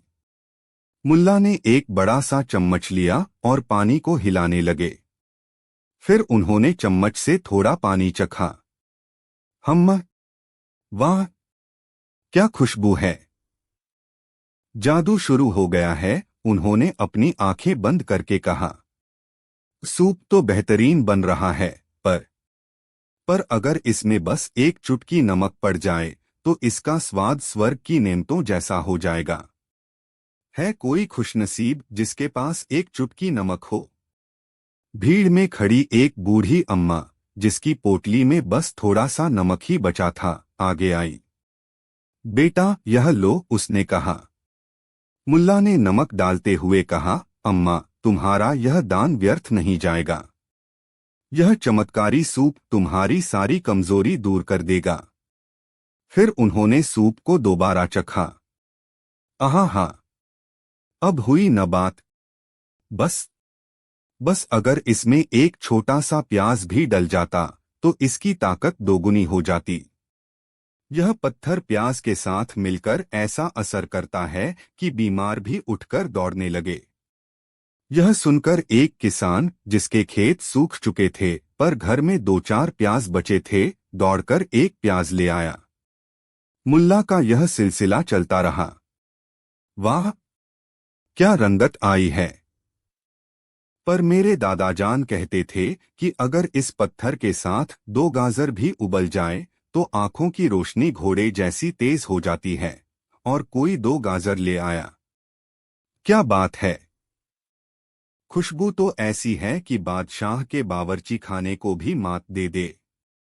बस थोड़ी सी दाल, अगर बस एक मुट्ठी दाल मिल जाए तो यह सूप इतना गाढ़ा और ताकतवर हो जाएगा कि इसे खाने वाला हफ्तों तक भूखा नहीं रहेगा। और किसी ने अपनी बची खुची दाल का हिस्सा भी डाल दिया। देखते ही देखते जो पतीला सिर्फ पानी और एक पत्थर से शुरू हुआ था, अब उसमें प्याज, गाजर, आलू, दालें और मसालों की खुशबू से महकता एक गाढ़ा, पौष्टिक और स्वादिष्ट सूप उबल रहा था। जब सूप तैयार हो गया तो मुल्ला ने घोषणा की, लो जी, तैयार है चमत्कारी पत्थर का जादुई सूप। आओ सब मिलकर पियो। उन्होंने सबको दोने में सूप परोसा। भूखे हताश लोगों ने जब वह गर्म सूप पिया तो उनकी आत्मा तक तृप्त हो गई। उनके चेहरों पर महीनों बाद मुस्कान लौटी। वे सब एक दूसरे से कहने लगे, सचमुच यह तो जादू है। मुल्ला का पत्थर तो कमाल का है। किसी ने यह नहीं सोचा कि यह सूप उन सबके छोटे छोटे योगदान से बना है। वे सब यही मानते रहे कि सारी करामात उस पत्थर की है। यह खबर पूरे शहर में आग की तरह फैल गई। अगले दिन मुल्ला के पास लोगों की लाइन लग गई। मुल्ला जी, हमें भी एक चमत्कारी पत्थर दे दो। मुल्ला ने सिर हिलाया। भाइयों, यह असली पत्थर तो मेरे पुरखों की निशानी है, यह बिकाऊ नहीं है। लेकिन मैंने अपनी खास दुआओं से कुछ और पत्थरों को अभिमंत्रित किया है। उनमें भी ठीक यही जादू है। पर इनकी एक कीमत है। क्या कीमत है? मुल्ला जी, भीड़ ने उत्सुकता से पूछा। एक पत्थर की कीमत 1 चांदी का सिक्का, मुल्ला ने घोषणा की। लोगों को यह सौदा महंगा नहीं लगा। 1 चांदी के सिक्के में जिंदगी भर के लिए भूख का इलाज। लोगों ने खुशी खुशी सिक्के देकर पत्थर खरीदने शुरू कर दिए। यह खबर सेठ लक्ष्मण दास के कानों तक भी पहुंची। पहले तो वह हंसा, पागल मुल्ला और उसकी बेवकूफियां, लेकिन जब उसने देखा कि अब लोग उसके पास अनाज खरीदने के लिए गिड़गिड़ाने नहीं आ रहे तो उसके माथे पर चिंता की लकीरें उभर आईं। उसका धंधा चौपट हो रहा था। अगर लोगों को पत्थर से ही खाना मिलने लगा तो उसके गोदामों में भरा अनाज सड़ जाएगा। गुस्से से भरकर वह शहर के काजी और अपने कुछ लठैतों को लेकर चौराहे पर पहुंचा, जहां मुल्ला अपने पत्थर बेच रहे थे। रोको यह ढोंग, सेठ गरजा। यह आदमी एक धोखेबाज है। यह तुम सब भोले भाले लोगों को लूट रहा है। पत्थरों से भला कभी किसी का पेट भरा है? उसने काजी से कहा, काजी साहब, इसे पाखंड फैलाने के जुर्म में गिरफ्तार कीजिए। मुल्ला बड़े शांत भाव से खड़े रहे। उन्होंने कहा, सेठ जी, मैं धोखा नहीं दे रहा। मेरे पत्थर में सचमुच जादू है। तो साबित करो, सेठ चिल्लाया। अभी सबके सामने। सिर्फ पानी और अपने इस पत्थर से सूप बनाकर दिखाओ। अगर बन गया तो मैं अपने सारे गोदाम गरीबों के लिए खोल दूंगा। और अगर नहीं बना तो तुम्हें सरे बाजार 100 कोड़े मारे जाएंगे। सबकी सांसें थम गईं। मुल्ला ने चुनौती स्वीकार कर ली। मंजूर है, उन्होंने कहा। एक बड़ा पतीला लाया गया, उसमें पानी भरा गया। मुल्ला ने अपना चमत्कारी पत्थर उसमें डाल दिया। सब खामोशी से देख रहे थे। मुल्ला ने पानी को कुछ देर उबलने दिया, फिर चम्मच से चखा। उन्होंने एक अजीब सा मुंह बनाया। हम्मा, जादू तो हो रहा है, पर आज कुछ धीमा है। क्यों? क्या हुआ तेरे जादू को? सेठ ने ताना मारा। मुल्ला ने बड़ी गंभीरता से सेठ की आंखों में झांकते हुए कहा, सेठ जी, यह पत्थर बड़ा नेक और पारखी है। यह अपनी पूरी शक्ति तभी दिखाता है जब आसपास का माहौल अच्छा हो, जब लोगों के दिलों में जेनरोसिटी, उदारता हो। यह कंजूसी और लालच की मौजूदगी में थोड़ा शर्मा जाता है। फिर वह भीड़ की ओर मुड़े। कल जब आप सबने थोड़े थोड़े दान दिए थे तो आपके दिलों की नेकी से पत्थर का जादू 1000 गुना बढ़ गया था। अब मुल्ला ने वापस सेठ की ओर देखा। सेठ जी, आप तो हमारे शहर के सबसे बड़े दिल वाले हैं, सबसे अमीर। आपका दिल तो सोने का है। मुझे यकीन है, अगर आप अपनी उदारता का बस एक छोटा सा सबूत दे दें तो यह पत्थर ऐसा करिश्मा दिखाएगा कि दुनिया देखती रह जाएगी। आप अपने गोदाम में से बस एक मुट्ठी अनाज इस पतीले में डाल दीजिए। फिर देखिए इस पत्थर का असली कमाल। अब सेठ लक्ष्मणदास बुरी तरह फंस गया। सारी भीड़ उसकी ओर घूर रही थी। अगर वह मना करता तो वह लालची और कंजूस साबित हो जाता और मुल्ला की बात सच हो जाती। और अगर वह हाँ कहता तो वह मुल्ला की चाल में शामिल हो जाता। काजी ने भी स्थिति को भांप लिया। उन्होंने सेठ से कहा, सेठ जी, बात अब शहर की इज्जत की है। डाल दीजिए एक मुट्ठी अनाज। देख ही लेते हैं इस पत्थर का जादू। मजबूर होकर गुस्से में दांत पीसते हुए सेठ ने अपने नौकर को एक बोरी अनाज लाने का आदेश दिया। उसने तिरस्कार से एक मुट्ठी अनाज पतीले में फेंका।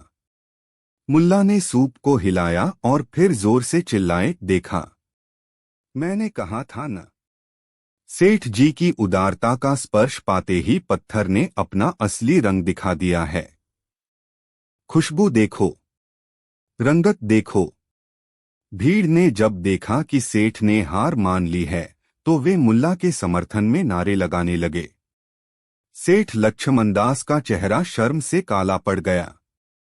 अपनी इज्जत बचाने के लिए और लोगों के गुस्से से बचने के लिए उसे अपनी चुनौती के मुताबिक अपने गोदामों के दरवाजे खोलने पड़े और अनाज को वाजिब दाम पर बेचना पड़ा। उस दिन के बाद शहर में कोई भूखा नहीं सोया। मुल्ला ने पत्थर बेचकर जो चांदी के सिक्के जमा किए थे, उनका क्या हुआ? क्या वह अमीर बन गए? हाँ, वह अमीर बन गए, पर वैसे नहीं जैसे दुनिया सोचती है। उन्होंने उन सारे सिक्कों से एक साझा चूल्हा शुरू किया। उन्होंने पड़ोस के गांवों से, जहां थोड़ी बहुत फसल हुई थी, सब्जियां और दालें खरीदीं, जिससे उन किसानों को भी मदद मिली। अब शहर के लोग अपने अपने चमत्कारी पत्थर लेकर उस सांझे चूल्हे पर आते। वे पत्थर के साथ साथ जो भी उनके पास होता, एक आलू, एक मूली, एक मुट्ठी चावल पतीले में डाल देते। और हर रोज एक बहुत बड़ा पतीला उस मिले जुले सूप से भर जाता, जिससे पूरा शहर अपना पेट भरता। एक दिन उनकी बीवी फातिमा ने पूछा, मुल्ला, आपने तो कहा था कि आप अमीर बनेंगे, पर आपने तो सारी कमाई लोगों पर खर्च कर दी। मुल्ला उसे अपने घर की छत पर ले गए। नीचे चौराहे पर लोग एक साथ बैठकर हंसते गाते खाना खा रहे थे। कहीं कोई भूखा नहीं था, कोई रो नहीं रहा था। सबके चेहरों पर सुकून और भाईचारा था। मुल्ला ने उस नज़ारे की ओर इशारा करते हुए कहा, फातिमा, देखो, मैं अमीर बन गया। मेरे शहर में अब कोई भूखा नहीं है, कोई दुखी नहीं है। हर तरफ खुशी और एकता है।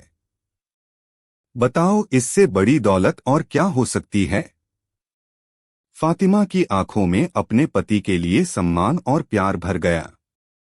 वह समझ गई कि मुल्ला ने सिर्फ अकाल को ही नहीं हराया था, बल्कि लालच और निराशा को भी हराया था। उन्होंने लोगों को सिखाया था कि सबसे बड़ा चमत्कारी पत्थर किसी झोली में नहीं बल्कि लोगों के अपने दिलों में होता है। आपसी सहयोग और एक दूसरे के लिए प्यार का पत्थर। कहानी 6। दोस्तों आदाब। आज हम आपको उस दौर में ले चलते हैं जब दुनिया की परख सिर्फ आंखों से होती थी, जब कपड़ों की चमक इंसान के किरदार पर भारी पड़ती थी और दौलत की खनक हुनर की आवाज को दबा देती थी। लेकिन उसी दौर में एक ऐसा शख्स भी था जो आंखों के धोखे को चीरकर सच्चाई तक पहुंचने का हुनर जानता था। जी हाँ, हम बात कर रहे हैं हाजिर जवाबी और बुद्धिमानी के बादशाह मुल्ला नसीरुद्दीन की। तो बैठ जाइए इत्मीनान से और सुनिए यह दिलचस्प किस्सा जो आपको सिखाएगा कि जो दिखता है जरूरी नहीं कि वो सच भी हो। बुखारा शहर अपनी पूरी रौनक पर था। बाजार में ऐसी चहल पहल थी जैसे कोई बड़ा त्योहार हो। इसी बाजार के एक कोने में, जहां अमीरों की पालकियां और गरीबों के फटे लिबास एक साथ नजर आते थे, मुल्ला नसीरुद्दीन अपने प्यारे गधे पर सवार होकर कहीं जा रहे थे। उनकी चाल में हमेशा की तरह एक अजीब सी बेफिक्री थी, जैसे उन्हें दुनिया की कोई परवाह ही न हो। तभी बाजार में एक हंगामा सा मच गया। लोग अदब से एक तरफ हटने लगे। शहर का सबसे अमीर और मगरूर सौदागर सेठ हीराचंद अपने कीमती रेशमी लिबास में, सोने की जंजीरें पहने, अपने मुनीमों और गुलामों की फौज के साथ बाजार से गुजर रहा था। सेठ हीराचंद की एक ही पहचान थी, घमंड। उसे लगता था कि दुनिया की हर चीज और हर इंसान को पैसे से खरीदा जा सकता है। उसकी नजर में इंसान की कीमत उसके कपड़ों और उसकी औकात से होती थी। सेठ की नजर मुल्ला नसीरुद्दीन पर पड़ी, जो अपने साधारण से कपड़ों में एक मरियल से गधे पर बैठे मंद मंद मुस्कुरा रहे थे। सेठ ने अपनी नाक सिकोड़ी और जोर से अपने मुनीम से कहा, देखो तो जरा इस फकीर की जुर्रत। रास्ते के बीचों बीच अपने खच्चर के साथ खड़ा है। इन जैसे लोगों की वजह से ही हमारे शहर की शान में बट्टा लगता है। मुल्ला ने सब सुन लिया। वो गधे से उतरे और सेठ के पास जाकर बड़ी मासूमियत से बोले, सेठ जी, आपने कुछ फरमाया। आपकी आवाज आपके कपड़ों की चमक में दब गई, मुझे सुनाई नहीं दिया। सेठ का चेहरा गुस्से से लाल हो गया। है गधे वाले, तेरी हिम्मत कैसे हुई मुझसे बात करने की? तू जानता नहीं मैं कौन हूं। मेरे एक इशारे पर तुझे इस शहर से बाहर फिकवा दिया जाएगा। मुल्ला ने मुस्कुराते हुए जवाब दिया, सेठ जी, मैं तो आपको भली भांति जानता हूं। आप सेठ हीराचंद हैं। आपके पास बहुत दौलत है, बहुत शानदार कपड़े हैं और बहुत बड़ा घमंड है। लेकिन क्या आप खुद को जानते हैं? यह सुनकर सेठ अवाक रह गया। बाजार में खड़े लोग कानाफूसी करने लगे। इससे पहले कि सेठ कुछ और कहता, शाही ढिंढोरची की आवाज ने सबका ध्यान अपनी ओर खींच लिया। ढिंढोरची, सुनो सुनो सुनो, बादशाह सलामत ने एक भव्य प्रतियोगिता का आयोजन किया है। जो कोई भी कारीगर बादशाह की प्यारी बुलबुल गुलनार के लिए दुनिया का सबसे खूबसूरत और अनोखा पिंजरा बनाएगा, उसे 1000 सोने की अशर्फियों का इनाम और शाही कारीगर का खिताब दिया जाएगा।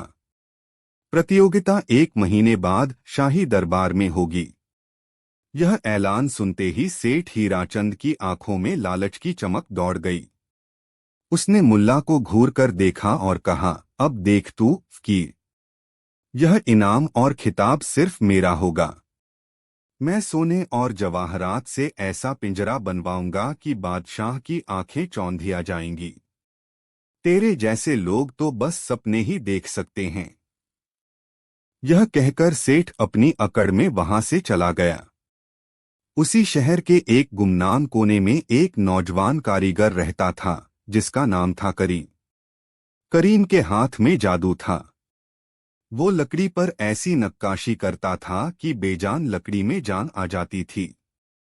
लेकिन वो बेहद गरीब था। उसके पास न तो अच्छे कपड़े थे, न ही 2 वक्त की रोटी का ठिकाना। उसने भी शाही ऐलान सुना। उसके दिल में एक उम्मीद की किरण जागी। उसने सोचा, शायद यही मौका है अपनी कला को दुनिया के सामने लाने का। शायद बादशाह सलामत मेरे हुनर को पहचान लें। अगले दिन करीम हिम्मत करके कुछ बेहतरीन लकड़ियों की तलाश में बाजार पहुंचा। वहां उसकी मुलाकात फिर से सेठ हीराचंद से हो गई। सेठ ने उसे फटेहाल कपड़ों में लकड़ी देखते हुए पाया तो उसका मजाक उड़ाने लगा। अरे ओ लकड़हारे, तू भी शाही पिंजरा बनाएगा क्या? सेठ ने ठहाका लगाया। तेरे बनाए पिंजरे में तो चूहे भी रहना पसंद नहीं करेंगे। जाकर मजदूरी कर। यह सब तेरे बस की बात नहीं। करीम का चेहरा उतर गया। उसकी आंखों में आंसू आ गए। लोगों की भीड़ भी उस पर हंसने लगी। वह निराश होकर अपनी झोंपड़ी की ओर लौटने लगा। उसका दिल टूट चुका था। उसे लगने लगा था कि सेठ सही कह रहा है, इस दुनिया में हुनर की नहीं, सिर्फ दौलत की पूछ है। मुल्ला नसीरुद्दीन, जो दूर से यह सब देख रहे थे, करीम के पीछे पीछे उसकी कार्यशाला तक पहुंच गए। उन्होंने देखा कि करीम अपने औजारों को देखकर रो रहा है। मुल्ला ने उसके कंधे पर हाथ रखा। करीम ने चौंककर ऊपर देखा। क्यों रोते हो नौजवान? मुल्ला ने नरमी से पूछा। करीम ने अपनी सारी कहानी मुल्ला को सुना दी। मुल्ला जी, सेठ हीराचंद सही कहता है। मेरे पास न सोना है न चांदी। मैं भला बादशाह के लिए पिंजरा कैसे बना सकता हूं? मेरी कला इन फटे कपड़ों के नीचे दबकर रह गई है। मुल्ला नसीरुद्दीन मुस्कुराए। उनकी आंखों में एक गहरी चमक थी। उन्होंने कहा, बेटा, सेठ हीराचंद की आंखें हैं पर नजर नहीं। वो सिर्फ बाहर की चमक देखता है, अंदर का हुनर नहीं। तुम एक बात याद रखना, जो दिखता है वो होता नहीं। करीम ने हैरानी से पूछा, लेकिन मुल्ला जी, मैं करूं क्या? मेरे पास तो कीमती सामान खरीदने के लिए एक पैसा भी नहीं है। मुल्ला ने कहा, तुम्हें कीमती सामान की जरूरत ही नहीं है। तुम्हारा हुनर ही तुम्हारी सबसे बड़ी दौलत है। तुम सोने का पिंजरा मत बनाओ। तुम एक ऐसा घर बनाओ जिसमें बुलबुल को अपनापन महसूस हो।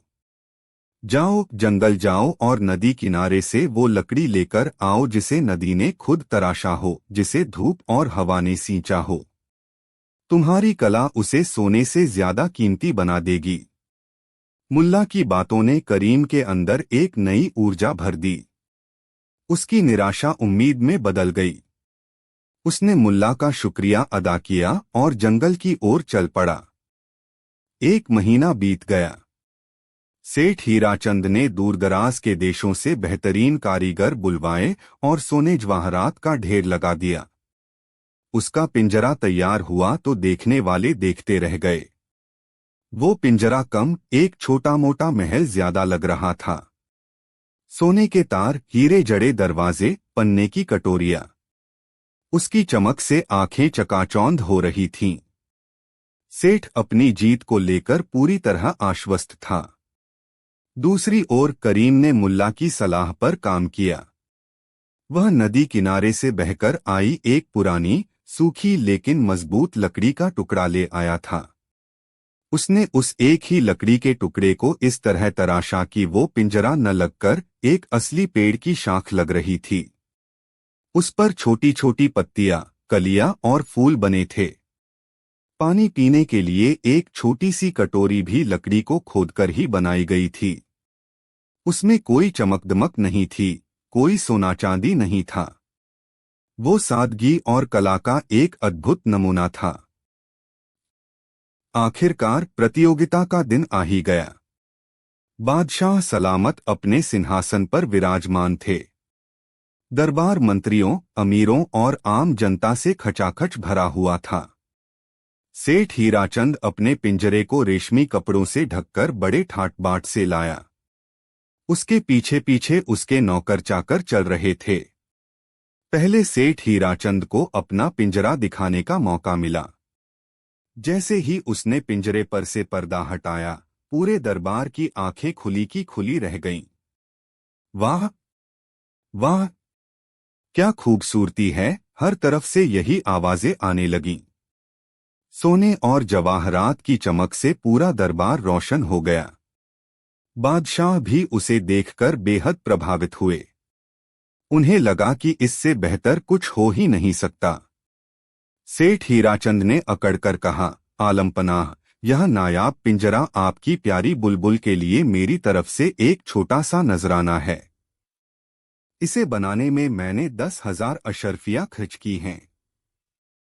बादशाह मुस्कुराए और उसकी तारीफ करने ही वाले थे कि उनकी नजर एक कोने में खड़े करीम पर पड़ी। करीम अपने हाथ में एक छोटा सा साधारण सा लकड़ी का पिंजरा लिए सहमा हुआ खड़ा था। सेठ ने उसे देखकर जोर से ठहाका लगाया। हाँ हाँ हाँ, बादशाह सलामत, इस लड़के की गुस्ताखी तो देखिए।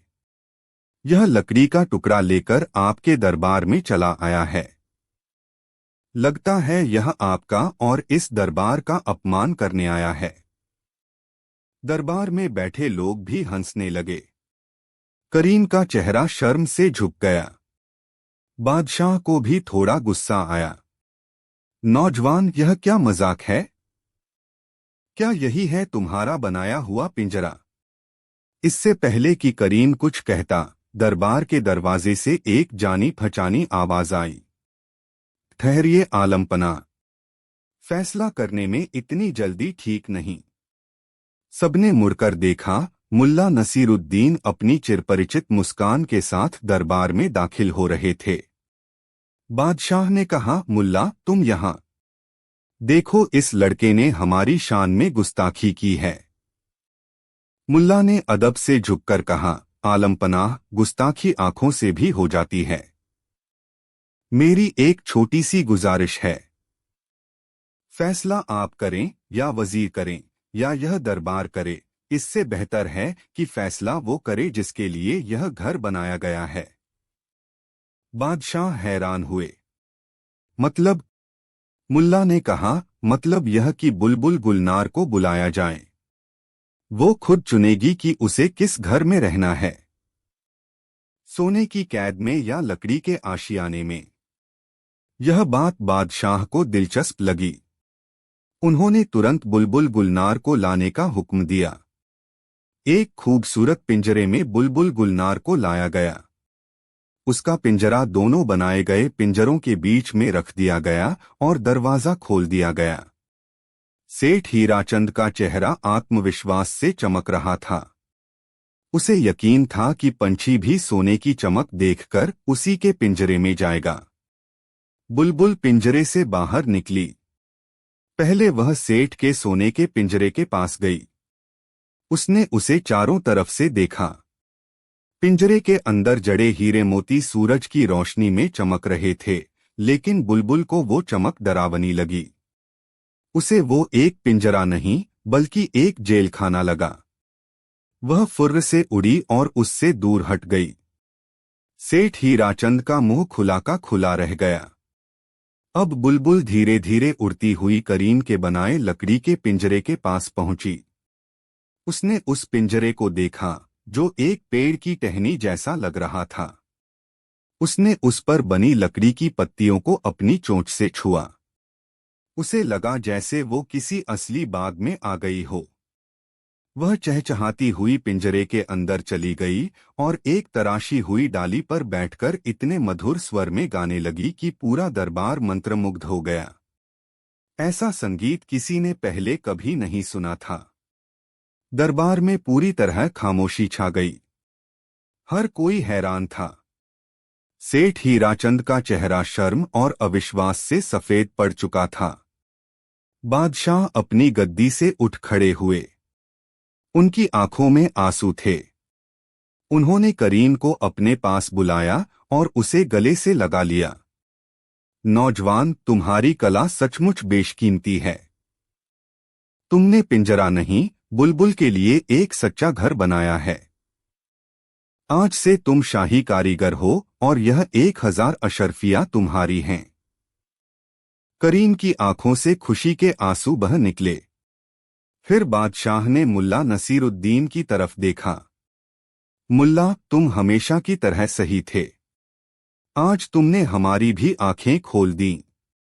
लेकिन तुम्हें यह कैसे पता था कि ऐसा ही होगा?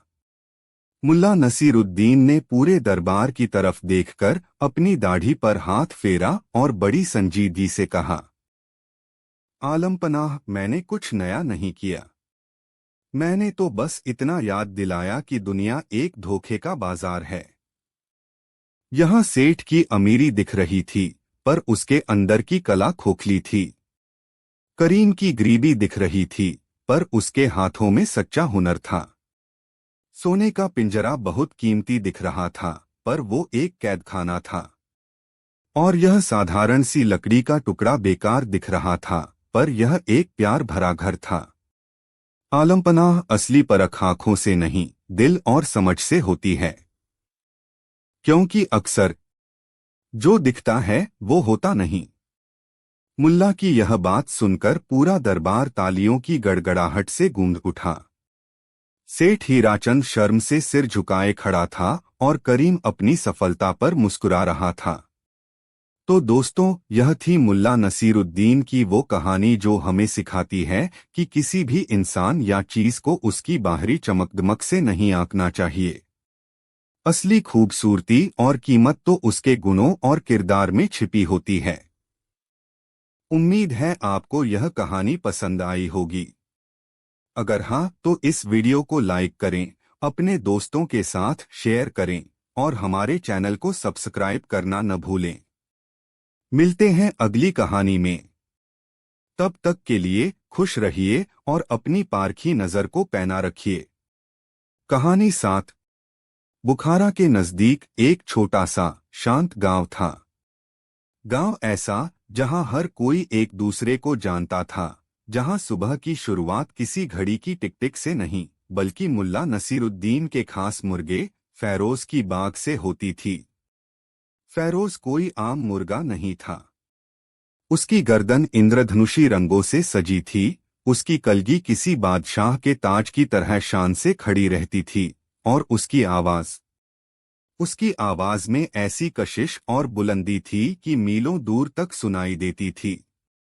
वह सिर्फ मुल्ला का मुर्गा नहीं, पूरे गांव की जीती जागती अलार्म घड़ी था। मुल्ला नसीरुद्दीन को फैरोज पर बहुत नाज था। वह उसे अपने बच्चों की तरह पालते थे।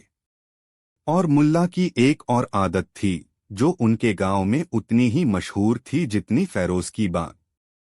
मुल्ला के साथ चाहे कुछ अच्छा हो या बुरा, चाहे उनकी पगड़ी हवा में उड़ जाए या उनकी चप्पल का तस्मा टूट जाए, उनके मुंह से हमेशा एक ही जुमला निकलता था, अल्लाह जो करता है अच्छे के लिए करता है। गांव वाले उनकी इस बात पर अक्सर हंसते थे। उनका सबसे करीबी पड़ोसी अहमद एक व्यावहारिक और थोड़ा शक्की मिजाज का आदमी था। वह अक्सर मुल्ला को छेड़ता, मुल्ला, तुम्हारी दाल जल जाए तो भी तुम यही कहोगे, तुम्हारा गधा बीमार पड़ जाए तो भी यही कहोगे, हर बात में अच्छा कहाँ से देख लेते हो। मुल्ला बस मुस्कुरा देते और कहते, अहमद भाई, हम धागे के सिर्फ एक सिरे को देखते हैं, जबकि बनाने वाला पूरे कालीन की बुनावट को देखता है। हमें क्या पता कि कौन सा धागा कहाँ जाकर कौन सा खूबसूरत फूल बनाएगा। एक दिन गांव में एक अजीब सी उदासी छा गई। सुबह हुई, सूरज निकला, पर वो जानी पहचानी, दिल को छू लेने वाली बात सुनाई नहीं दी। गांव वालों ने सोचा, शायद आज फैरोज की तबीयत ठीक नहीं। लेकिन जब मुल्ला के घर के आंगन में लोगों की भीड़ जमा हुई, तो सबकी आंखें नम हो गईं। रात में एक जंगली लोमड़ी बाड़े में घुस आई थी और फैरोज को अपना शिकार बना ले गई थी। आंगन में बस उसके कुछ रंग बिरंगे पंख बिखरे पड़े थे, जो हवा में ऐसे उड़ रहे थे मानो फैरोज की आखिरी विदाई दे रहे हों। पूरा गांव शोक में डूबा था। बच्चे रो रहे थे, औरतें अफसोस कर रही थीं। अहमद का दिल भी भारी था। वह गुस्से और दुहक में भरकर मुल्ला के पास पहुंचा। मुल्ला चुपचाप उन पंखों को देख रहे थे। उनकी आंखों में भी गहरी उदासी थी, पर उनके होंठ शांत थे। अहमद ने अपना गुस्सा जाहिर करते हुए कहा, देखा मुल्ला, चला गया तुम्हारा फैरोज। अब बोलो, इसमें क्या अच्छा हुआ? हमारी सुबह की रौनक ही चली गई। अब भी कहोगे कि अल्लाह जो करता है अच्छे के लिए करता है? मुल्ला ने एक गहरी सांस ली। उन्होंने अपनी नम आंखों से अहमद की तरफ देखा और बड़ी धीमी पर स्थिर आवाज में कहा, हाँ अहमद भाई, दिल बहुत दुखी है। फैरोज मुझे अपनी जान से प्यारा था, लेकिन मैं अब भी यही कहूंगा, अल्लाह जो करता है अच्छे के लिए ही करता है। यह सुनकर अहमद का पारा चढ़ गया। तुम पागल हो गए हो मुल्ला। बिल्कुल पागल।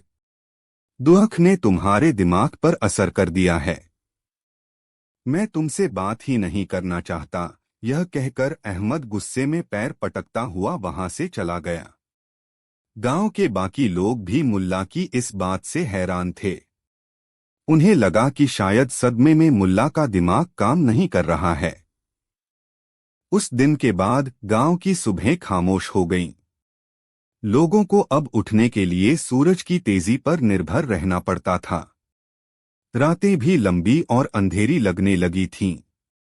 कुछ हफ्ते गुजर गए।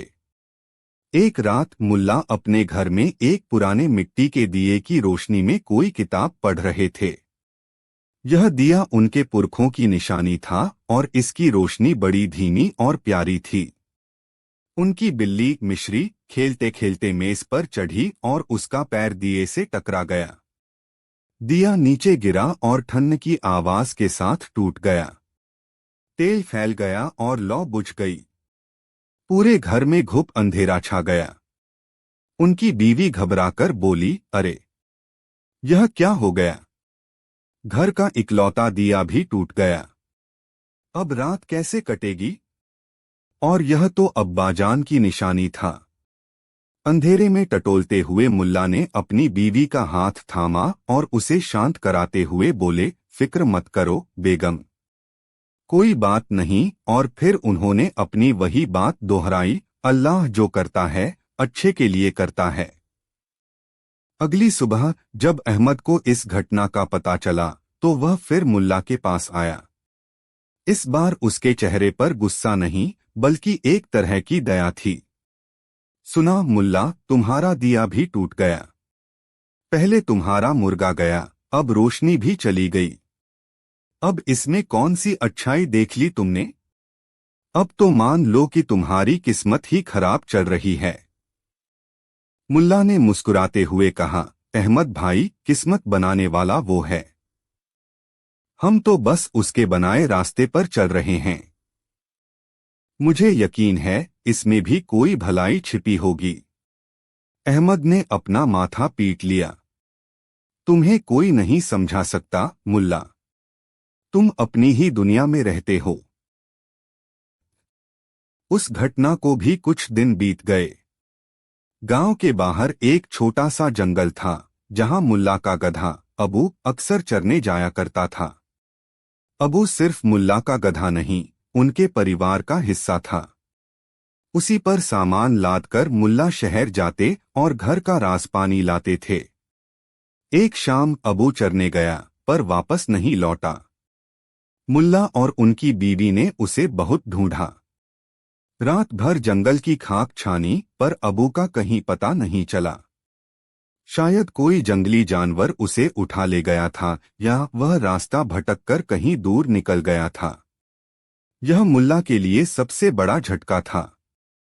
उनका मुर्गा जा चुका था, उनका दिया टूट चुका था और अब उनके रोजगार का एकमात्र सहारा, उनका प्यारा गधा भी गायब हो गया था। अगली सुबह जब अहमद ने मुल्ला को उदास और थकाहारा देखा तो वह कुछ नहीं बोला। उसे लगा कि आज मुल्ला के पास कहने के लिए कुछ नहीं होगा। आज तो वह जरूर मानेंगे कि उनके साथ बुरा हो रहा है।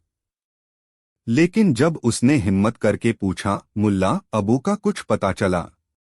मुल्ला ने एक सूनी निगाह से उसकी ओर देखा और थकी हुई आवाज में कहा, नहीं अहमद भाई, लगता है उसे भी अल्लाह ने हमसे दूर कर दिया। एक पल रुककर उन्होंने अपनी आंखें बंद कीं और फिर बोले, लेकिन मेरा ईमान अब भी यही कहता है, अल्लाह जो करता है अच्छे के लिए ही करता है।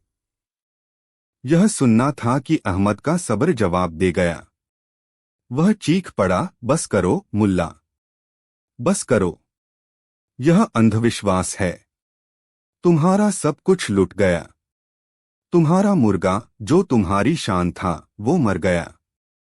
तुम्हारा दिया जो तुम्हारे घर की रोशनी था वो टूट गया।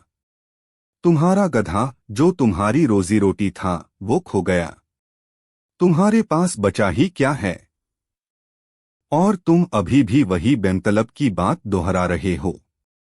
आज मैं मान गया कि तुम दुनिया के सबसे बड़े अहमक हो। अहमद की आंखों में आंसू थे। उसे मुल्ला की हालत पर तरस भी आ रहा था और गुस्सा भी। वह बिना कोई और शब्द कहे वहां से चला गया। इस बार मुल्ला की आंखों से भी दो बूंदें टपक पड़ी। दुख बहुत गहरा था, पर उनका विश्वास उससे भी ज्यादा गहरा था। उसी रात जब सारा गांव गहरी नींद में सोया हुआ था, पहाड़ों के पीछे से 40 खूंखार डाकुओं का एक गिरोह उस इलाके में उतरा। वे घोड़ों पर सवार थे, उनके हाथों में नंगी तलवारें और मशालें थीं। वे उस घाटी में लूटपाट करने के इरादे से आए थे। डाकुओं का सरदार एक बहुत ही चालाक और बेरहम आदमी था। उसने अपने साथियों से कहा, चुपचाप आगे बढ़ो।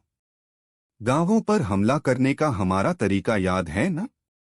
हम किसी सोते हुए गांव पर हमला नहीं करते। हम पहले दूर से निशानियां देखते हैं। जिस घर से सुबह मुर्गे की बाग सुनाई दे, समझो वहां लोग रहते हैं। जिस घर की खिड़की से रात में दिए की रोशनी छनकर आए, समझो वहां जागने वाले और कीमती सामान है। जिस घर के बाहर कोई जानवर जैसे गधा या घोड़ा बंधा हो, समझो वो घर मालदार है। हमें सिर्फ उन्हीं घरों को लूटना है जहां जिंदगी के निशान मिलें, ताकि हमें भरपूर माल मिले। डाकू अंधेरे में चुपचाप आगे बढ़ते रहे। वे मुल्ला के गांव के पास पहुंचे और एक ऊंची पहाड़ी पर रुककर नीचे देखने लगे। एक डाकू ने कहा, सरदार, यह गांव तो बिल्कुल मुर्दा लग रहा है। कहीं कोई रोशनी नहीं, कोई आवाज नहीं। सरदार ने भी गौर से देखा। पूरा गांव घुप अंधेरे में डूबा हुआ था। कहीं से किसी जानवर की आवाज तक नहीं आ रही थी। भोर होने को आई, पर किसी मुर्गे ने बाग नहीं दी। अजीब है, सरदार ने कहा। लगता है यह कोई वीरान उजड़ा हुआ गांव है। यहां रुककर अपना वक्त बर्बाद करने का कोई फायदा नहीं। चलो आगे बढ़ते हैं, अगले गांव में जरूर कुछ मिलेगा। और डाकुओं का वह गिरोह मुल्ला के गांव को एक वीरान और गरीब बस्ती समझकर बिना रुके आगे बढ़ गया। उन्होंने अगले गांव पर धावा बोल दिया। वहां उन्होंने जमकर लूटपाट की, कई घरों को आग लगा दी और लोगों को मारा पीटा।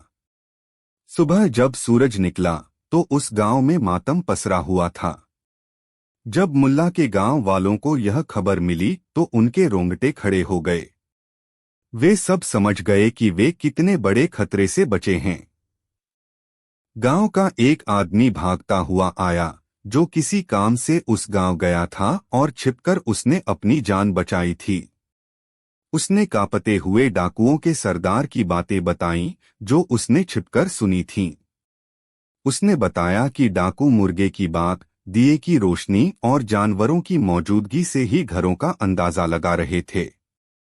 जैसे ही गांव वालों ने यह सुना, सबकी नजरें एक साथ मुल्ला नसीरुद्दीन की ओर घूम गईं। अहमद, जो उस भीड़ में खड़ा था, उसे लगा जैसे किसी ने उसके सिर पर हथौड़ा मार दिया हो। उसके कान सुन्न पड़ गए, आंखें फटी की फटी रह गईं। वह भागा, सीधा मुल्ला के घर की ओर भागा। मुल्ला अपने सूने आंगन में बैठे थे। अहमद उनके पैरों में गिर पड़ा और फूट फूट कर रोने लगा। मुल्ला, मुझे माफ कर दो मुल्ला। मैं कितना बड़ा मूर्ख हूं। मैं नासमझ।